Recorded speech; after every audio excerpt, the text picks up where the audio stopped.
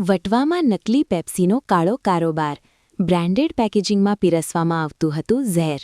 અમદાવાદ શહેરમાં ખાણીપીણીની ચીજવસ્તુઓમાં ભેળસેળ કરનારાઓ હવે લોકોના સ્વાસ્થ્ય સાથે ખુલ્લેઆમ ચેડા કરી રહ્યા છે. તાજેતરમાં વટવા પોલીસ સ્ટેશન વિસ્તારમાં એક ચોંકાવનારી ઘટના સામે આવી છે, જેમાં એક શખ્સ પોતાના જ ઘરે લાજવાબ મેંગો પેપ્સી જેવી જાણીતી બ્રાન્ડના નામે નકલી પેપ્સી બનાવી બજારમાં વેચતો હોવાનું પકડાયું છે. કેવી રીતે ફૂટ્યો ભાંડો? લાજવાબ મેંગો પેપ્સીના અસલી માલિકને છેલ્લા કેટલાક સમયથી બજારમાંથી ફરિયાદો મળી રહી હતી કે તેમની પ્રોડક્ટની ક્વોલિટી બગડી ગઈ છે.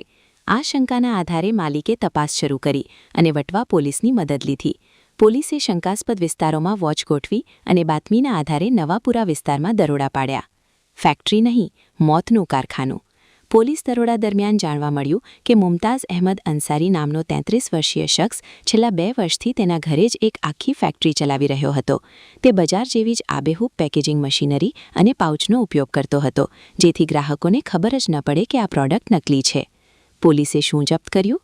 પોલીસ દરોડામાં નીચે મુજબની વસ્તુઓ જપ્ત કરવામાં આવી છે: 4 થી 5 લાખની મશીનરી, પેકિંગ અને સીલિંગ માટેના મશીનો, મોટી સંખ્યામાં પાઉચ, બ્રાન્ડેડ કંપનીના લોગોવાળા નકલી પાઉચ, કાચો માલ, શંકાસ્પદ કેમિકલ્સ, રંગ અને પાણી.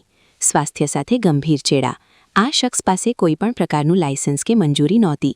તે કયા પ્રકારના કેમિકલ અને અશુદ્ધ પાણીનો ઉપયોગ કરતો હતો તેની તપાસ માટે ફૂડ એન્ડ સેફ્ટી વિભાગની મદદ લેવામાં આવી છે. જપ્ત કરાયેલા સેમ્પલ્સને FSLમાં તપાસ માટે મોકલવામાં આવ્યા છે. આરોપી વિરુદ્ધ કોપીરાઇટ એક્ટની કલમ 63 અને 64 મુજબ ગુનો દાખલ કરવામાં આવ્યો છે. છેલ્લા 2 વર્ષમાં તેણે ક્યાં ક્યાં આ માલ સપ્લાય કર્યો છે તેની ઊંડાણપૂર્વક તપાસ હાથ ધરવામાં આવી છે. પોલીસ અધિકારી: સાવધ રહો. બજારમાંથી કોઈપણ પ્રોડક્ટ ખરીદતી વખતે તેના પેકેજિંગ અને ઓથોરિટીના સીલની ચકાસણી અવશ્ય કરો. તમારી જાગૃતિ જ તમને અને તમારા પરિવારને આવા જોખમોથી બચાવી શકે છે. ગઈકાલે વટવા પોલીસ સ્ટેશને એક ઇસમ મુમતાઝ અહેમદ નજાકત હુસેન જાતે અંસારી, ઉંમર વર્ષ 33, નવાપુરા જૈન આશ્રમની પાછળ વટવાવાળાને ડુપ્લિકેટ લાજવાબ મેંગો પેપ્સીના પાઉચ સાથે પકડેલ છે. એની મશીનરી અને લગભગ એના ઘરની અંદર ફેક્ટરી જેવું ચલાવતો હતો. છેલ્લા 2 વર્ષથી એ બીજી કંપનીના નામે આ પ્રોડક્શન કરીને બજારમાં વેચતો હતો. ત્યાં પોલીસે રેડ કરી અને આરોપીને પકડી લીધેલ છે.